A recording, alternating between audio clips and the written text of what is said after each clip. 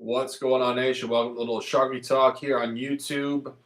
I know my follower base is not gigantic. It's very interesting the dichotomy of Twitter versus YouTube versus other platforms and whatever. But, one of the things that I've always done in my career here is just talk to people, and I love you guys so much. So if you're willing to come over to this channel and talk to us and engage with us, I'm here or we're hanging out, and it's a beautiful thing. And, I know there might have been a delay on that delivery right there, but I was actually introing it by saying, "Welcome to Sharky Waters YouTube," where I want to bring you guys conversation because X Twitter has not been available on that, unfortunately. And I think that it was something that was a huge asset to our conversation as a group, as a channel, as a conversational point for years. I mean, we're talking 5, 6, 7 years now, where one of the things that I truly love to do was get on there with you guys and hear your voice, your questions, your thoughts, whatever's going on.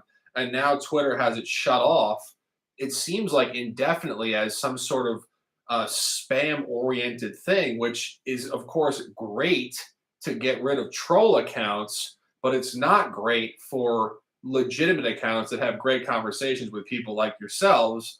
And so I'm going to just keep promoting this. I think I see one or two guys in the chat just signed out, and I understand people usually want to be in conversations that are big time. I understand the comfortability. You feel like you're in there. There's nobody in there. It's a one-on-one conversation. It's uncomfortable. I'm gonna keep talking, and if you guys don't want to come in, that's totally fine. I understand it. But as I said, one of the things that's a beautiful thing about one of the things when I created my channel on Twitter is I talk to nobody. I'll talk to nobody. I talk to myself every fucking day. My mind is my conversation, so I'll talk to nobody. And if nobody wants to come in here, that's perfectly fine with me. But the beautiful thing is, it is what it is. The most powerful people in the world are willing to sit there and do the work for themselves behind closed doors. And Walker in the house, what's up, brother? What's up, my guy? What up, boss? And again, it's Saturday. I know people are, or Friday night, Saturday morning. People are out there. I know they're fucking hanging out. So I just want to come on here and bring the conversation because I knew I was on there for 300 fucking people and nobody's able to talk because the chat is shut off. So I want to open up the conversation for you guys and talk some college basketball, some NBA, whatever it may be. Football's going nuts. We've obviously been doing great things and just hanging out. Walker, my guy, haven't talked to you in a long time. Cheers, bro. Just taking a sip here. And, since the last time I logged onto this channel was probably like 6 months, honestly. It's crazy like how long it's been. So yeah, I don't expect loyalty or anything. Like, that's what I said. People don't need to watch this conversation. They'll see it later on. But I'm going to talk anyway. I'll have a conversation with my guy Walker. Walker says, "I'm sitting here planning hedge strategies for conference tournaments. Electric gaming, no doubt." And yeah, I'll look at it. Let me see if I can get some more people in the chat. No offense to Walker. Obviously, we could do a fucking Zoom call at this rate. And Matthew Costado in the house. What's up, brother? What's going on? I see you, though. Big dogs in the house. Just hanging out. And, part of the reason the gun moved off this channel to do his own channel is because I wasn't doing the work on the channel. And, it's funny because, the gun is my guy. And I said to him, he hit me up and he said, "I'm moving on to my channel." Like, as if it was like I was going to say no. And I was like, "Bro, of course. Like, do your thing, bro. You're a legend." Like, I'm not doing work on this channel, Like, I centered on this channel in the fall, doing a lot of commentary. But, that was before I was working with, BetUS, and I was working with Jay Cavalier on his YouTube channel. So I got a lot of different things going on now. But, I'm trying to reconnect at a deep level with so many different people that I really love talking to on this channel. And, there's so many guys that, I really, really just love that I don't have a connection with anymore. So I want to come back on here. And, yeah, that Hornets play, it's just, if I'm being honest with you, bro, I know those games are tight, so it's one of those things like it's just NBA basketball, especially in certain pockets where it's really tight. Like, I actually looked at the game, they're on a front end back to back. They play tomorrow or they play today, I think Saturday morning on the road. The last time they played a front end back to back going on the road, they pushed against Milwaukee. And I saw that, and I thought, okay, this could be a push line. But again, like, we're betting NBA basketball, and we're doing it there's only so many sides, and there's only so many games, and it's like if you look at like 90% of the games tonight, particularly in the early window, I'm not sure what happened in the late games. They were like right on the number. So it is what it is. It happens that way, and it just goes down like that. So you know, I set a huge standard for win rate for 4 years. We're up this year. I haven't even tabulated my record because I've said this numerous times. I try to fall into the sample, and I think it's a psychological thing, but I try to fall into the sample where I don't really look at my record. And like I know Jimmy the Bag is always posting his record, BetUS always posting their record, but I will say this, and this is not shade to any of them because they can do whatever they want. Just my perspective. When you're betting or you're doing anything, you're betting stocks, real estate, crypto, you're playing poker. I actually firmly believe to be successful, you shouldn't be looking at your record on a daily basis.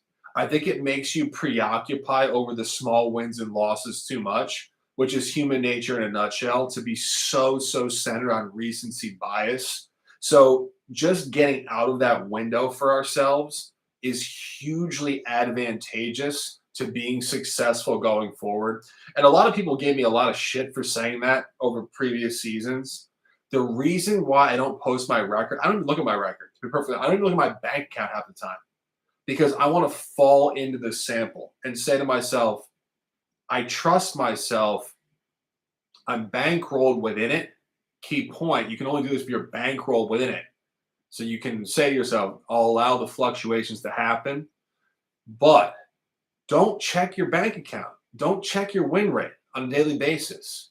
Look at the games with a neutral mind and say to yourself, this whole sample is one long sample.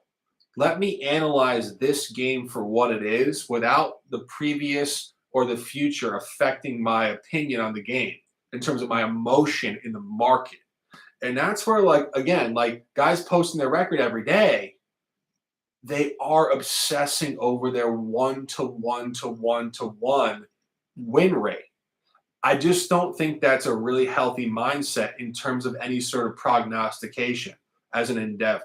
So that's why I don't do it. And that's truthfully why I don't post my record on a regular basis. I actually have my record written down and I check it every month and I come back and I'm like, all right, good. And that's it. And I really want to make that point because it's so interesting psychologically how preoccupying over yesterday's results can affect your current mindset. And I don't think it's a productive one, good, bad, or indifferent. I think if you get too high, you're not centered. If you get too low, you're not centered. So I think regardless, if you're within the win rate idea, you are just not productive in today's environment when you're thinking about yesterday at all. And when I think that when they put the record up on screen, I think it's really just like, okay, like, so what? Whatever, you know? And Justin McElvey, what's up, brother? What's going on, brother? I just saw you on there. I was on a little rant popping off here. Love you guys so much. Thanks for watching. Thanks for watching the channel. I'm coming back in here and just jumping off because I can't have a conversation on Twitter because Twitter shut off comments, which is not advantageous at all. Walker says sitting on Texas A&M 65-1. Is that I'm assuming that's for the national championship? Just to clarify, Walker, if you're still in here. Maddie says, would you say parlays are straight bets the best way? It's always straight bets. Parlays are amazing. You reduce risk theoretically for bigger upside, but over the long term, you do want to be responsible with your bankroll on that. Oh, is that right? That it's that big time. It's that big time. Okay, for sure. 100%, Justin, without question. Yeah, and the guys that sell parlays, it's tough because you don't want to like be conflictive, particularly like where I am in my career. There's a lot of guys that I talk to who bet parlays and bet futures, and I don't mean futures in the market. I mean like parlays, futures, like implied odds, and it's tough. It's tough. One thing I will say about parlays, just purely objectively speaking, whatever you get paid out in a parlay, that's the probability that it's supposed to hit. So if it's a 5 to 1, it's 1 to 5 to hit. So if you get paid out, it's a 20% hit on a 2,000% return, if that makes sense. So just remember, whatever you're getting paid, you're that far improbable on the other side, just to give you a mathematical perspective on it. And again, we're not ever giving shade to it, because I've learned very quickly in my career here that you don't want to give shade to parlay bettors, because they will come firing at your door. But I will say that, just purely objectively speaking, mathematically, your payout is the pure mathematical inverse to the probability that it's supposed to hit. So just remember that. You're never really getting a handout. It's always mathematically improbable. Of course, if you have an edge, that's great. And also, not only that, but most people that are telling you they have an edge, what kind of edge do they really have? Like, how far substantiated is it? We don't really know. So that's why you rarely see me do parlays. I don't think I've had a parlay in my entire career on gambling Twitter, actually. I have hit parlays in my life. I have definitely hit some nice ones. I think I hit a 10 to 1 in 2013. Remember, I hit a college basketball parlay that UCLA beat, I think, Oregon State in the old Pac-12 or Pac-10 at that point. In some point, I think I was laying like, I don't know, getting like 8 to 1 or something like that. But it's been a while. I don't fuck with it, to be perfectly honest, and for good reason, because you shouldn't. It's not sustainable betting mathematically. It's sexy. It sounds good. It's risk averse from the standpoint of emotional bankroll management, and it's a key point: emotional bankroll management, where you get in friend groups, and this is also the key point, I think, for a lot of guys. You get in friend groups, negative friend groups, that say like all sorts of bets that are really chaotic and narratives that are very false. They don't really have anybody standing over them saying, guys, stop being children. You're being irresponsible with your betting. You're propagating books. You're making money for books. Parlays are book bets. And I think that's pretty much what books prey on, is that there's so many friend circles in this country and this world who are highly emotional, younger kids under 30 who are hotheads, really hotheads. And there's a lot of hothead kids that say, like, what do you got? What do you got? What do you got? You're going to get 10 to 1 tonight. You're going to make $2,000 tonight. You're going to be a millionaire tonight. It's all this younger competitive fervor. And it's really very realistic. And I think that they prey on it because they know that kids they're going to push each other to make stupid decisions, just like with alcohol or drugs or whatever. It's the new thing. And that's where, like, I made the comment with a couple guys that were propping up massive parlays going back a couple years ago, and I said, you guys are fucking drug dealers, and I wasn't lying. And this is the thing, like, people will try to come at me because I speak the truth. Like, I have a moral compass, and a lot of guys don't have a moral compass in this industry. I will say that they're willing to sell out just for their own pocket without question. And when you sell out and you're selling out for that level, that's it. You're selling out for your own pocket. There's no way around it. So just stating the facts, and just the objectivity that I'm willing to lay out in the line is what got me into trouble at certain points in time. And I apologize my apology to certain guys was not disingenuous at all, because I really do love those guys. Talking to a different camp of people, there's a lot of guys that make a lot of money in sports betting who are completely immoral and are basically drug dealers. And that is not the guys that I'm talking about, the guys that I used to work with, but a totally different camp of people who are just selling complete, utter jargon, nonsense, smut bullshit to just novice bettors who have no idea what they're doing, who are just getting their ass kicked on these combination bets, where they don't realize that, when you're betting these huge favorites times 9 in one bet as a combination bet, you all of a sudden become a deficit bet. And people don't understand that. And they say, like, wow, I can't believe that team let me down. It's like, guys, the reason why all these minus 140 to minus 170 bets are plus 110 at the final result is because they're saying at one point one of these teams is potentially going to lose, and your bet becomes a bit of a coin flip. And it's just understanding the math of it and the probability of it. You guys, you have to understand the numbers of what's going on, and it's a crucial point in these parlays. If you see a bunch of heavy favorites as a combination bet, like a pick 'em or even a plus odds bet, or even a small favorite like a minus 110, they're basically telling you like one of them could lose, and you're not free rolling. Like it's not as easy as you think. Minus 110 just means it's 50-50. That's all it means. Like when you get minus 150, they mean you get like a 60% win rate. Minus 190, you get like a 70% win rate. Like it's all probability. Like a line is a probability point. It's not, you're not beating the line, you're not doing this, and that. It's all math, it's all probability. And like spreads are just they're averaging. Like you're not beating the line, you're not smarting the line, this whole freaking thing. Like all you're doing in sports betting is you're just looking at the line and saying, what's the line saying to me? What are the books saying?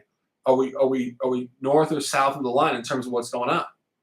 And everybody, 99% of people are trying to beat the line, trying to be smart in the books. The one thing that I did when I got rid of my own bullshit, I said, I'm not smart in the books. I took a breath and I said, what are the books actually telling me with these lines? And that's where I said, okay, here we go. Now we can actually figure out what the books are telling us. And that's where when you actually understand the math of what's going on, you look at the lines, you're going to win. You're going to win because you're with the books. You are with the books. And that's what I've said for, I mean, we're talking 3 or 4 years now on these shows, and probably 4 years before that. I am the book from the sense of I bet book lines. Like when I'm on a favorite, it's a heavy favorite that nobody likes. When I'm on a dog, I'm on a dog that everybody loves, the short favorite. And that's what the books want. Like I am the book. And like when I got my ass kicked for even like the smallest window, the books got their ass kicked. Like I am the book.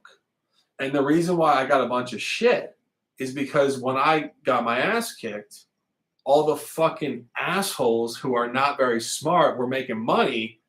And when they do, they talk more shit and they create more chaos. It's like anything else in the world. When stupid people make bad decisions but get small window good results, bad things happen. When smart people that have sustainable quality and intellect see the course of action and succeed, they all go away and they realize that they were not right. We were always right. And the smart people discern what's going on and good things happen. So it's a crucial point as to how sports betting just kind of discerns itself through the course of time. But it is very centered in that. We are the book. We are the book. 100%. We are the book. Everything I do is the book. Like even when Noops and I had that disagreement, I love Noops. It's nothing offensive. It's just Noops was basically saying, I know more than the book. And I was saying the book's moving this up heavy to this other team. They think it's bigger despite all the narratives. And they blew him out. Of course, I'm not always right. The point is you want to be on the side of the book. And most people are never on the side of the book. They're on the opposite side of the book. And that's why the books clean up. But if you guys bet with me long term, this is the rest of our lives because I'm not going anywhere.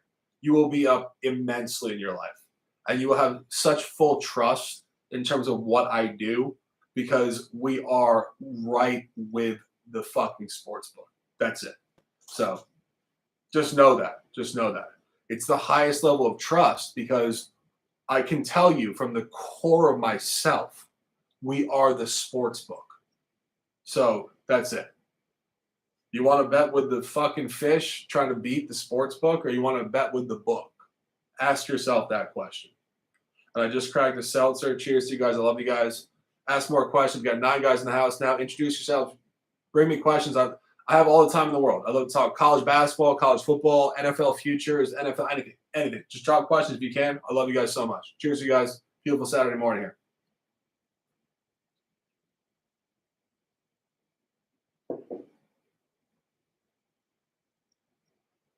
Yeah, let me pull it up. I was looking at NBA. Let me pull it up real quick here.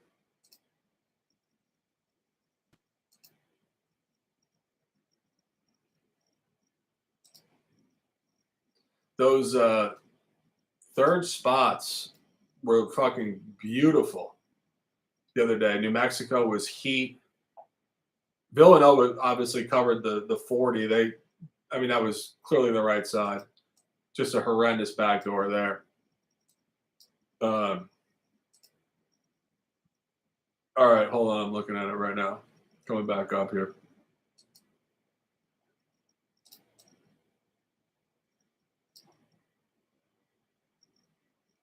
Ben Stevens, what's up, brother? Appreciate it, man. See you on that. Appreciate the comment. I will say this. If you guys met me in person, I'm a very conversational guy. I have zero pretense about me. I love you guys. Like, it's very casual. It's very casual. So just bring questions. I appreciate it. Like, when I do shows, we get live, but I'm a very casual guy. I basically do nothing in my life. I just sit around and work out, cap sports, and bet sports. I'm nothing. I'm literally just a fucking guy. So I love you guys so much. Give me commentary. I appreciate it so much. Let me look at what's here. All right, we're going to Saturday morning on my laptop because it's so sick because old computer. It's so fucking sick. And I'm still dealing with that fucking rat race bullshit. Hold on a sec, gentlemen. But that's the bullshit I still deal with. And that's why sometimes I come on here and I talk about it. Because like even the fact that I can't log onto my old computer because it's still connected to my old account and they're gonna fucking like root me out like some sort of criminal. And I had to use my old computer. It's just ridiculous. And just remember, guys, this is the insanity that I deal with off the record. Like the fact that I can't log into a computer because they canceled me it's just like ugh, it just disgusts me. All right, let me go through it here. And I actually never think about that for the record, but sometimes when I go through like my software and a couple computers I have here, I'm like, oh my God, did that really go down like that? What the fuck? And all right, let me pull it up here. We're getting in there. All right, Walker, we're in there now. What do we have here? Nadu has Villanova. Oh, was that tomorrow? I'm coming in here now. Just take a sip here, gents. Let me sit out of here.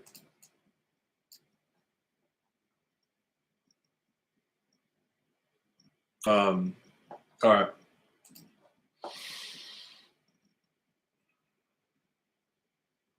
Oh yeah, and that was a great look. That was a great look. Such a great look. I was saying, no, I couldn't agree more. I couldn't agree more. Could not agree more. DT, what's up, brother? I see you, man. Pacers -8.5. I already dropped it. I thought electric look, top look, dogs look, big dogs. No, that was a horrendous beat in overtime. There's no way around it. It was an incredibly sharp look, without question. Those spots where a team is facing a team a third time in conference, just autopilot, just bet, bet, and without question. And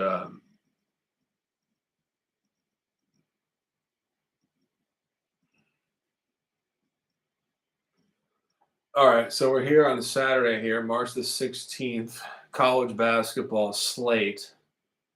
First, let me go down it here. Whatever game you guys want, just drop it. I'll look at it. Justin says, I bet Cavs -6. I'm not sure that. At the Rockets.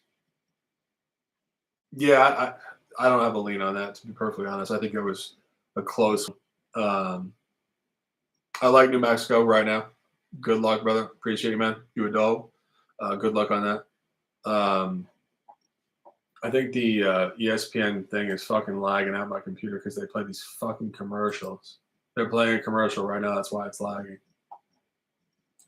It's really tyrannical. Just lagged out the video for like fucking a minute. I didn't realize it. Just playing a fucking commercial. money hungry corporate guys. There's no way around it. It is what it is, and that's why half the people have signed out because ESPN was playing a fucking commercial.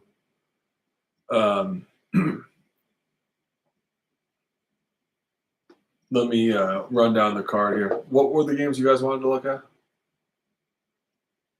Colorado -4, USF -3.5.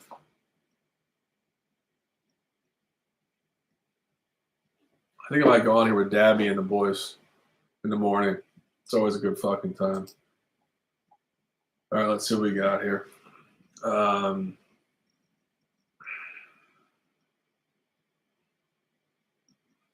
Let me just give you guys a couple of looks just off the cuff, like just totally premeditated, like just without pretense at all. I think that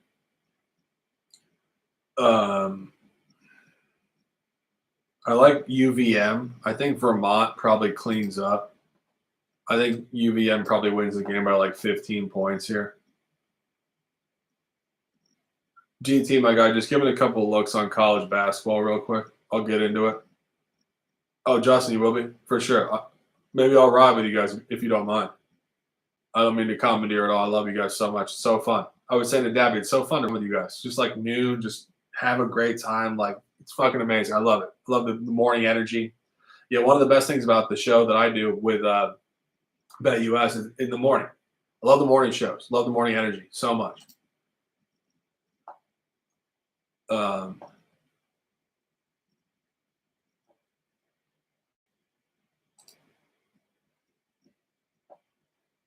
I think UVM cleans up. If I'm being honest, I think you guys first game. If I had to advise, bet that. I think they win by double digits. I think Walker says St. Joe. I think I'm just looking at it right now, just going real clean here, real like loose. I like St. Joe's. Walker 100%. I like St. Joe's. I think St. Joe's is a good look, without question. I like Auburn. I think Auburn smashes Mississippi State. I could be wrong on that, though, because Mississippi State, even though they blew out Tennessee today, Auburn also completely hammered South Carolina in a ranked matchup. So check me off that. I don't like that. That's probably a close game because both teams are a little too hot. I do like the St. Joseph's play. I would say the Vermont play is probably my favorite play early. I think Vermont early is probably a hammer spot. You know, Vermont today reminds me of the Auburn game yesterday against South Carolina, where you got two teams that have similar records, where one team's 7.5. I think it speaks to a hammer. So just giving you guys an advisory point here, which I love to do because most of my advisory points win. Sometimes I'd sit here and I give like 50 winners and I bet like 2, but I have a general template of the board. Like my general vision is usually pretty solid on these boards, regardless of the sport. You guys know that. We hit 62% NFL all year. Nobody tailed. It doesn't really fucking matter, but nobody fucking tails. Like, people stopped telling me when I had one bad month. If I'm being honest, I had one bad month. People stopped telling. That's because that's how gamblers are. They function on recency bias. They just can't forget one bad month. So people don't fucking tell me. That's fine. I don't give a fuck. But we're going to become millionaires betting these fucking sharp spots. So I appreciate you guys riding the fucking wave. I think Vermont is insanely dope. Real top spot. I think St. Joe's is sharp as fuck. I don't know if it's amazing, but I think it's definitely the sharp spot. I like – who do I like here? Let me scroll down here. That USF spot I think is really sharp. My guy asked about it. I think it's really sharp. Not saying that because I have no lean. I just look at numbers. I see numbers. I see sharpness there. I think that's a very one bucket line. I like the over in the St. Bonaventure game at 134. I think that's got some points written all over it. A little contrarian over there. A couple other games I think are reasonable. I think UTEP is probably scrappy as fuck at the dog position. And I think Texas Southern is also a nice spot. And I don't know what's been lagging this fucking thing. It's been lagging out.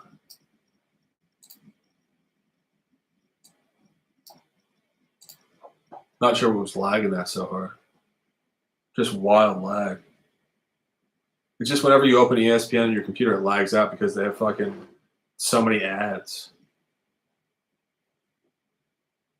29, what's up, brother? What's going on, my guy? Appreciate you coming in here. Yeah, I like Texas Southern. I think the SWAC championship is always leaning to the dog. Like, and it's such a small margin too. Like where you just get that dog. Like you're just kind of free rolling the money line almost. You know what I mean? And it's such a small margin with these teams where if you get a dog position, I think you're in a really nice spot there. Um, and I do like St. Joe's. Again, similar type of idea. I think that when you get some of these small dogs in these, semifinals or finals, I think it's going to be super close. And I hate to use the word free roll, but it kind of is to a certain degree where you feel like the game's going to be right on the money line. So you're getting like, at least one or two buckets on the other side of it. And what's up, bro? Oh, no shit. I didn't realize that was your account. What's up, bro? Cheers, bro. Hanging out here, trying to not get the random ads just lagging this chat out, which is ridiculous. Yeah, I couldn't even use the computer on that, which is ridiculous. Let me pull up on my phone here.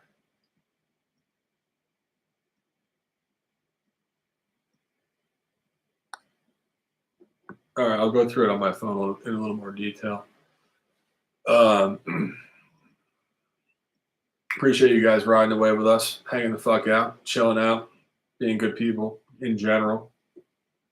But I do think that I do like Vermont. I'm not gonna lie, I like Vermont. I think that's a good line. I think that's a strong line. I think that's like a class differentiation line in that conference, the America East, where it's like at some point, like the top guy is just gonna like lay the hammer on the other team. So I could be totally wrong. I don't watch college basketball. Just looking at the line, that's a hammer line for me. Some of these other lines are not so much hammer lines. Like Purdue lane 6.5 is like kind of like that waiver line in the middle. Auburn lane 7.5, waiver line in the middle. Yale is probably a push line. I think that's super tight. These guys are going to compete to the death. The last time they played was a 3-point game. I do think the over is big there. I'm looking at it now, 65-62. Last time they played Ivy League. Now we're at 151.5. That's a nice over in the Ivy League final. I think there's going to be a lot of points there. That's probably Steph Curry incited, bunch of, Ivy League white collar dudes just shooting threes. That's a position. I would say that to the chat. Get the over in the Ivy League final. I think that's probably going to hit like 165 there, like 86, 84 or something, maybe even higher. I think they're going to light it up. A10 championship, St. Bonaventure, Duquesne. Tight game, going to be a total toss.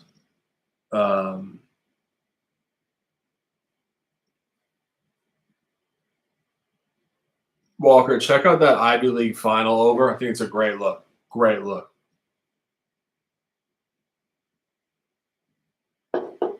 I think that's really good look. I think Vermont and the Ivy League over are really good looks. Really good looks.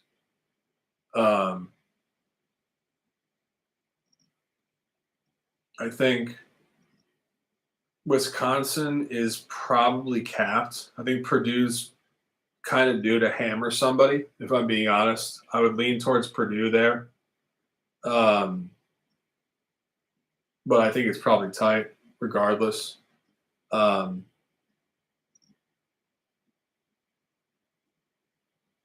Florida. Look at that one.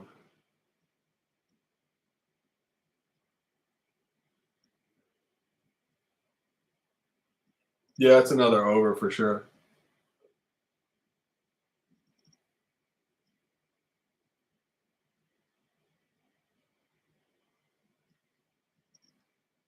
Tate Frames, I appreciate that comment.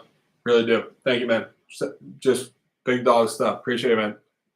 Thanks for being around and committed and loyal. Big dogs. Um, and we are about that. Period. That's it. Even when I party, it's about business. It's partying business. Like it's lifestyle. We're doing it officially, regardless of what we do. So thank you for making that comment. Appreciate it, man. Hope you're having a great night. And I'm glad to see you on there. Ben Stevens, Oregon versus Colorado. I'm in Colorado, Oregon Miracle today. Let me look at the line real quick.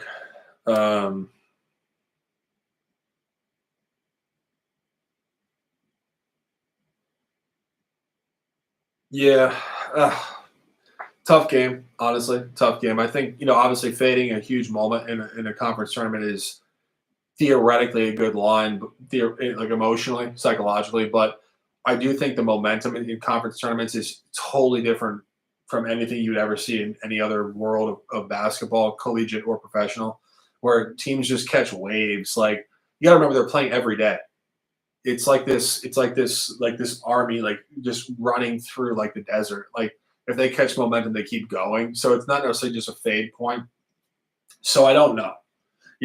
I don't have a good template on it. I can't really advise on it, but I don't know, if I'm just being perfectly honest. So I think it could, just because of the momentum certain teams can find in conference tournaments.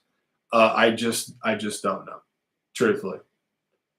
Yeah, I just don't know. I mean, I can't comment. I wish I could. There's just not a lot of like deep analysis towards it, because when teams catch momentum in the tournament, it's like the NFL playoffs where you see the Giants go to the Super Bowl twice, like inexplicably. Teams will catch momentum, and the other thing about it, which I think is so important, particularly in college basketball conference tournaments, is that they know they don't have to play that many more days, so they can just sustain it. Like, it's harder to sustain in the NCAA tournament because you have these like gaps in your energy. You got to travel to a different destination the next weekend. It becomes media sensationalism, whatever.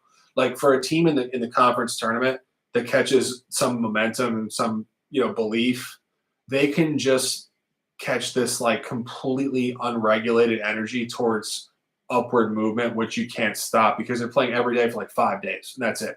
So they know they don't have to overexert themselves. They know that their time cap is pretty small. They don't have to like travel across the world to get this final result. It's actually this is why teams can run the table in conference tournaments, because the psychology is so unique in terms of running the table. 5 days, you're right in a hotel, you're getting your momentum, whatever. And it's super unique.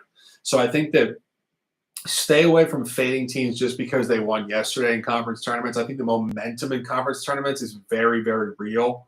And, obviously another layer to it is the fact that a lot of these teams catch so much weight in terms of actually making the NCAA tournament by making runs. And of course, if they win, they get in. But just even making runs, every win holds so much weight. So the motivation is so ridiculously huge for these teams in the conference tournament. So I would say, as much as we love the zigzag and the bounce back and kind of like the law of averages, in tournament play, in conference tournament play specifically, I would say buy low continuously on teams that show momentum, because I think they just believe harder and they have more energy within what's going on in that given day. Just as a point of reference there. But yeah, that's pretty much what I got to say on that. Appreciate the question. Any more questions, guys? I'm just hanging out here. Gonna crack a Bud Light, one of my favorite beers. Love you guys for the conversation. Love providing the conversation. I genuinely do enjoy this. I was out for a while. I came back. I'm in Florida. The bars close at like 2. Nobody's really out. So I love getting on there with you guys. I started the channel doing this, and it was the beginning of my channel 7 years ago. And it's crazy to say that, but nothing's really changed. I love you guys, and I love the conversation. So I appreciate the questions. So keep them coming if you guys got questions. Tate says, what are your thoughts on prop bets? I bet them often. I've had pretty good success. I think with your analytical approach, you'd be good at it. You're absolutely right. You are right, without question. We've been doing great work with them privately and on the NBA Bet US show. So If you don't watch the Bet US show, I would encourage you to tune in. A lot of analysis on those, without question. I'm not sure what happened tonight on the Colin Sexton points. Our top play was over 22.5 tonight. Did he cash that? I'm not even sure. I'll check it now. Not sure. Let me see. But I agree with you 100% because I think that there's more market exploitability and the books know nothing. What did he do tonight? Did he hit 23? He hit 21. He went under. Unbelievable. That's the beauty of gambling. We advised over 22.5. He had 21, and he went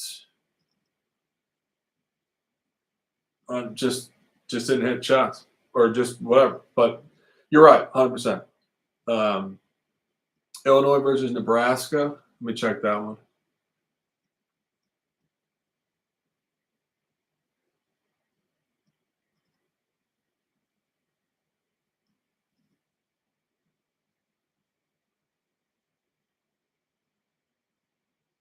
Yeah, for sure. No, I actually was just joking myself in my mind in that half second. I was like, wow, I can't believe that guy went under by 2 points. I didn't bet it, but it was our guy said we loved it, and we said we loved it too. So just crazy, like how sharp these lines are. Like even like Shea Gilgeous Alexander last night, he had a 30.5. He hit 31. They got it sharp. I mean, like you look at the game side, it's very sharp, very sharp. And I appreciate you guys so much for tuning into this conversation because it's one of those things where like when you watch so many gambling shows across gambling Twitter and mainstream media, they'll always give you the lock. They'll tell you they're going to win every day. They're going to adjust lines, this whole thing. If you're actually betting minus 110 bets, you're going to hit clusters where you're not going to necessarily lose, but you're going to be in a really tight environment against the lines.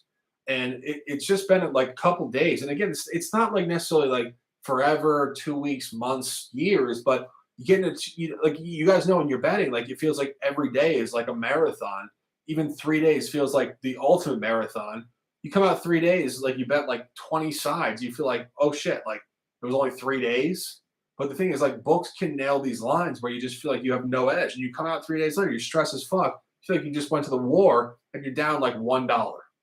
And that's like what can happen when they sharpen up the lines. And that's kind of what's happened in the NBA in the last like 2 days, just 2 days. But I even like myself was like drained as fuck from like sweating it. I was like, oh my God, like I barely did anything financially. And I was just like, could have just hung out on the porch and smoked a cigarette, Speaking of that, cheers to us.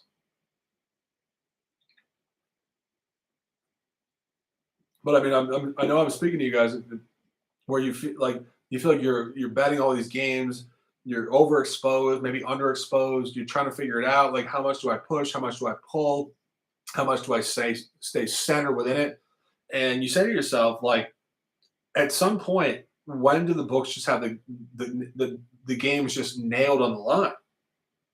And I'll say this for us because I've been doing this for over 10 years.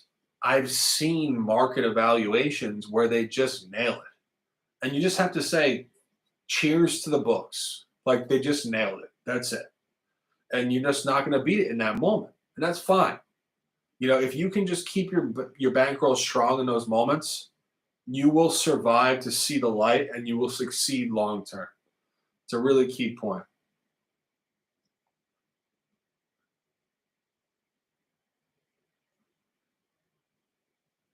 My God, what's up, brother? See you, brother. Cheers, boss. Cheers to you guys in New York City. Where you at in New York City? My brother's uptown. Love New York City. Was born there actually myself.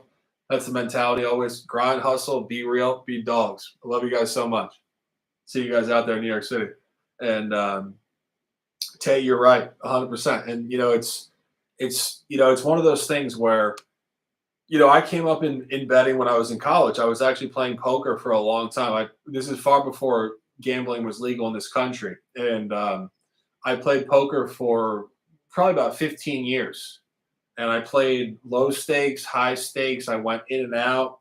I had a lot of ups, a lot of downs. I mean, things that really gave me a ton of experience in terms of the way that things can ebb and flow within betting.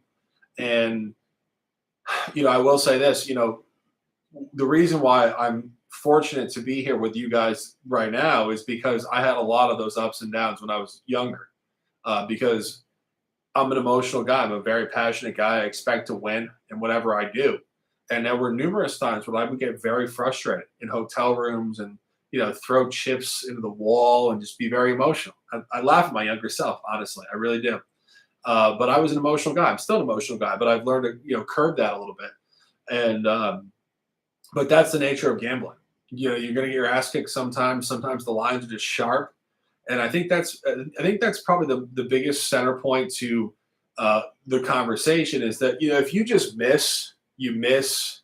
If you have a blowout win, you win. It's these small margin lines where people get their ass kicked, and it's the understanding that you're not necessarily making a mistake betting, but it's just sharp, and you're just coin flipping. So I always say to people, would you think you have an edge if I flipped a coin right now? And they always say no. And I say, guys, this game is a coin flip. Look at the Denver game tonight against San Antonio. They were 10.5 and they won by 11. And the under was 224 and it hit 223. You guys think you have an edge on that? No, it's perfectly graded. Like, you have to just bow down to the books and say, I appreciate you guys being so ridiculously sharp. When we allow the books to be that sharp, we can use their lines to understand where there's gaps where we can bet. One of the best things we can do as bettors is stop trying to beat the books and stop trying to act like we know because we watch the games more and all our boys know this narrative, this whole thing. When we stop doing that and say, no matter what we watch, no matter what our fan base thinks, no matter what the people think around us, our friends, our family, whoever, the sports books know better. They're going to tell us with their line what's going to happen in this game, but we have to interpret what their line is telling us today. And that's what happened to me about 5 or 6 years ago. I went from being a fan, a watcher, a guy who thought I know more about the sport to I'll listen to the books and I'll let the books tell me what's going to happen in the game with this line. And I ruffled a lot of feathers with this in gambling Twitter because people love to say they know more than the books. And the books miss this. How could that line be that? How could it? And the crazy thing is, you know what? Sometimes they do miss. And when they miss, everybody gets their ego up. See, I told you I knew more than the books. But sustainably, those guys go away because you're not beating the books long term. And that's why I said you want to be the book. You want to be the book lines. You want to bet the book lines. And I started this about 5 or 6 years ago. I am the book lines. Everything you bet with me is the book lines. And we will never lose. I'm telling you, we will never lose. We're not necessarily going to make millions overnight, but we will never lose in any sustainable window because we are the book lines. And that's it. That's it. It's the dopest thing that I could ever say to you guys because it's the absolute truth. We are the book lines. When I tell you line functionality is sports books lines. That's it. Period. So when you're on bets with me, you're on the line with the books. And you should never be more confident with that because the books are billion-dollar enterprises. And we were up 175 units over 2 seasons. And then the league reset itself. We had tons of roster changes. We had refereeing changes. We had all sorts of abstract nonsense. We had lack of motivation. We had a bunch of nonsense. We broke even for like 15 months.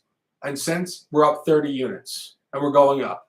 I don't post my record, as I said, because it actually does me a disservice personally because I don't want people to be tracking day to day. I don't focus on it. But since last year at this time, we're up 30 units in the NBA. We were up 20 units in football. We crush. We always crush. I'm not worried about promoting that anymore because I don't care. When I promoted it, it just brought hostility. But people know that I am the book in the sense that I only bet book lines. You're betting with the book. You're betting the top fucking spots in the world when you bet with me. You guys should know this. I will say this definitively. I'm the only handicapper on gambling Twitter that only fundamentally bets the book line. If you were hanging out in the sports book in Vegas with me, with the mob bosses and all the dogs, they would be like, yeah, this fucking guy Shark, we don't like this guy because he only bets our lines, what we want. So if you bet against me, you're on the other side. You're always on the fish side. You're on the access side, the narrative side, the quote value side. But the quote value side is always just a narrative against the line. And you have to remember that with a lot of these campers, like they don't really have a bunch to say. Like if they did, they'd be on shows like I am. Like how many campers do you guys follow that have nothing to say to you about their take? Verbally, I will say, verbally, like in person on air. How many? Not many. Because they don't really fundamentally know in their mind. You know, it's easy to write a book when you have a bunch of research. You can look at a bunch of shit. But when you get checked on the air and you just say, hey, what's up? What's up, brother? What do you think? What's up? They got nothing. They got nothing. So the point is, this is what's up. We are the book. We are the book lines. Bet with us. If you don't bet with us, good luck. You're going to get crushed long term. And as I've said numerous times, like we had a massive heat from the back end of the pandemic through 2022. We flatlined for a little bit. We're on an uptick now. And this is the fluctuations of sports betting. You know, over the course of life, you're going to hit ebbs and flows, but you're going to hit massive upticks, and you're not going to bottom out super big. And you're going to go up huge, huge. And we're about to go up huge again. I know we are, because the league's about to just completely sustain itself, where the books start to know lines. And when the books know lines, that's when we win. And if you guys look at the NBA right now, the NBA is starting to settle itself. And I think it's a really key point. Like there was so much turmoil. There were so many trades. There were so many coaching moves. There were so many different motivational angles within all these things over the last 18 months. It was very difficult to handicap. And when it starts to settle and teams don't change, and again, a crucial point, teams don't want to change. They want to settle because they want a continuous group to win a title. So the point is, when they do settle, that's when we pounce, because books settle their lines, and I know how to read lines, I would say better than most, and we jump, and we know exactly where it's going. And that's where it's going, because the league was so unsettled for so long. It's going to get very settled. It's going to be amazing. We're going to absolutely dominate in the next, as I said, we're already up 20 units this year, and I don't post my record. But if you guys went back through all the plays, where we are, and we're about to jump off even further. Love the plays today, a couple plays, and we're jumping. Love Sunday and the whole fucking thing.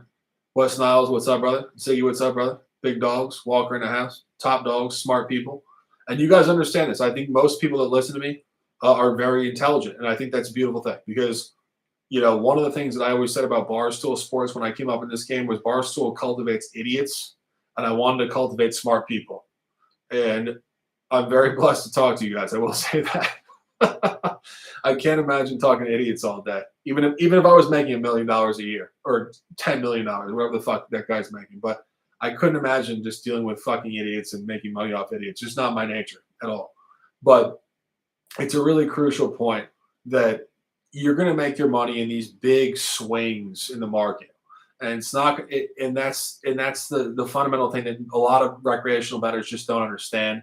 Like it could be literally 100 basketball games, which is a season and a half, where the books have no idea. And that's pretty much what we went through. It was like 100 games, like a season and a half. They had no idea. But now they're starting to get that fluidity, and now we're starting to see where we're going with the numbers, and they understand the teams, and they adjust the numbers right.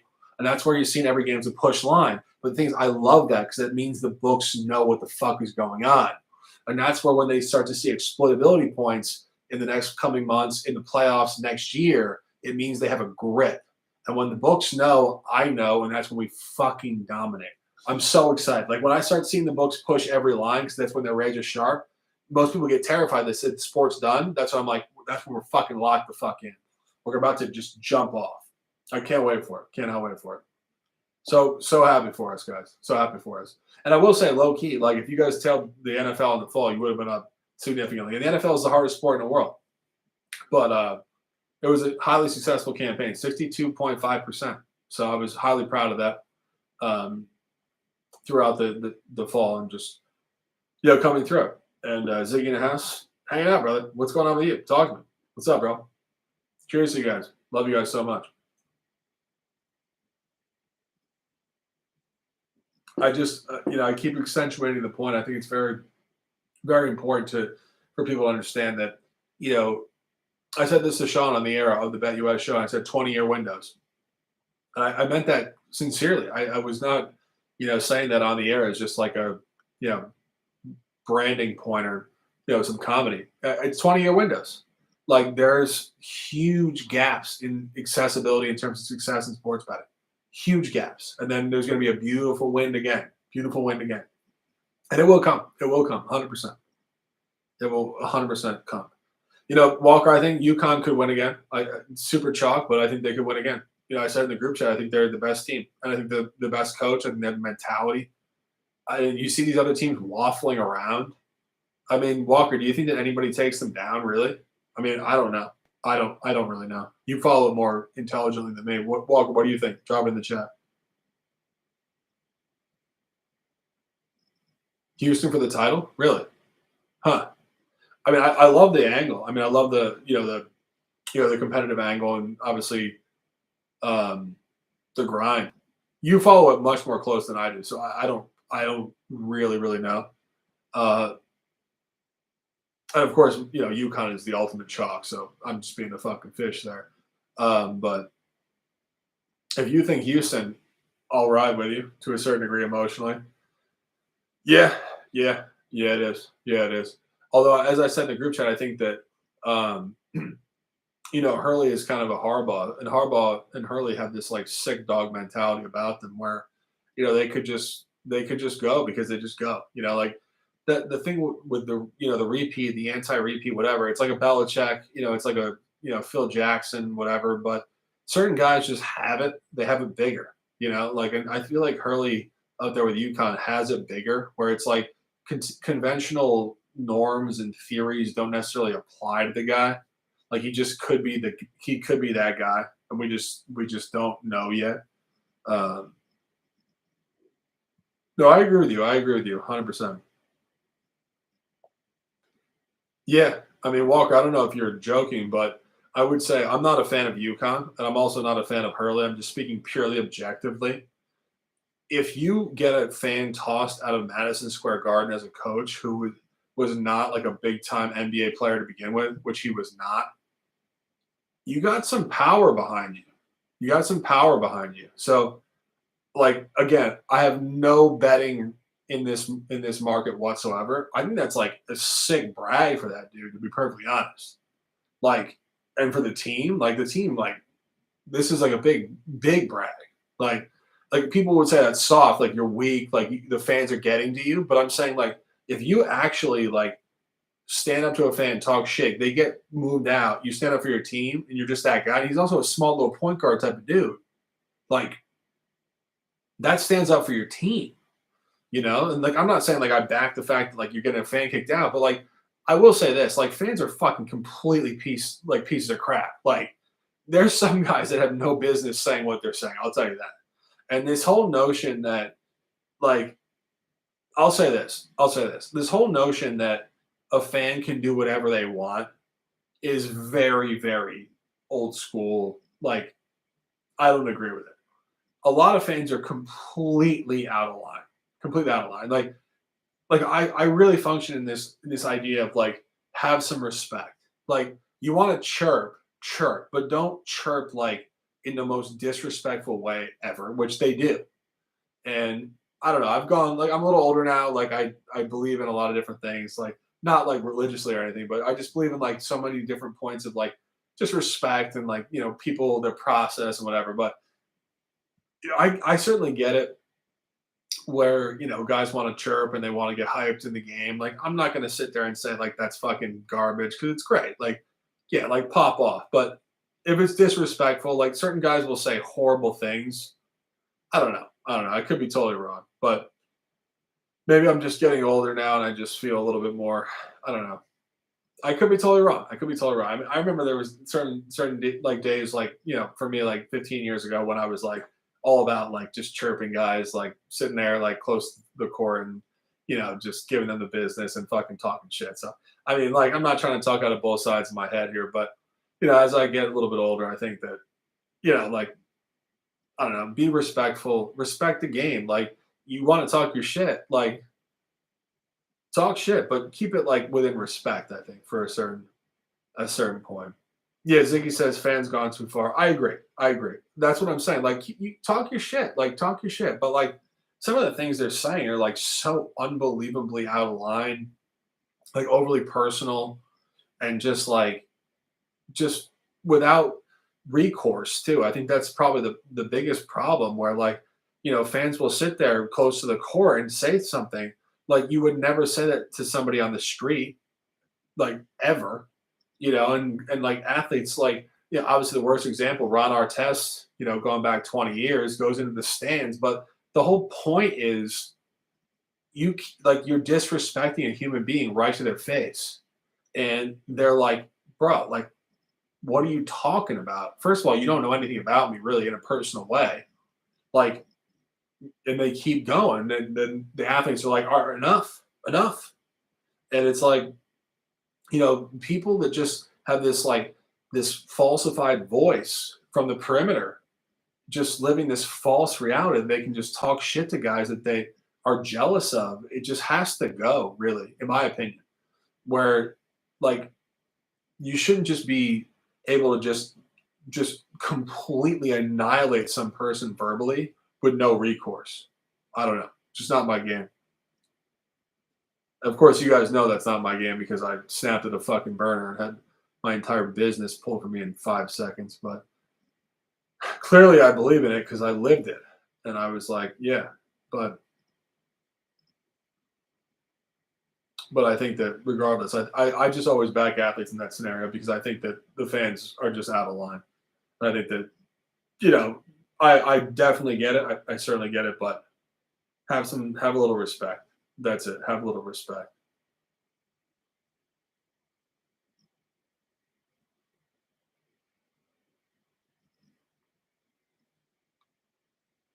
Did you see Davis cash? I think they did cash, right?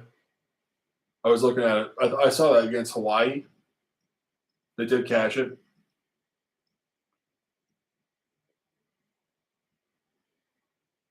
Yeah, and Ziggy says when you bring the person's family in, you cross the line. I agree, 100%. And just going back on that, I don't mean to belabor or anything, but you know, it's one of those things where, particularly for a lot of these athletes, these guys come up from like a really tough upbringing. Like they didn't have like a great youth. Like they had to work their ass off, and their family grinded. Like some of their family members, like really, really made them amazing human beings. Like where the only thing you should ever be showing towards that is respect. And the fact that you'd be like throwing deep shade towards the people that made them great people without any negative intention is really just beyond disrespectful. It's totally ignorant. So, like these games, you talk shit, this is that. I get it, but like, I don't know. Like, it just doesn't strike me the right way. It doesn't strike me the right way. And as I said, I could be wrong. Maybe the shit talk is great because I know certain guys have different stances on it, but I don't know. I don't know. I don't know. I mean, I think I'm just in a different atmosphere now because I used to love that, but now I just see athletes for who they are, which is just human beings that are great at a sport who are, who work their ass off to get to a position. So I just respect them. So, but I'm a unique guy like that. Like I'm not even a fan anymore, really. I'm a player in the game almost, like as a better and a content personality. Like I see them, I just respect them. So I'm probably not with the fans, like in terms of the emotion at all, really. Um, but it's been a process for me going down the line like that. And what's New Mexico doing? I didn't look at it. They're going on right now. They're still playing. Some of these fucking games. Wow, these games are so late. All right, here we are. Look like they're playing pretty well. Oh, they're up 7 now. Yeah. Cheers to you guys hanging out.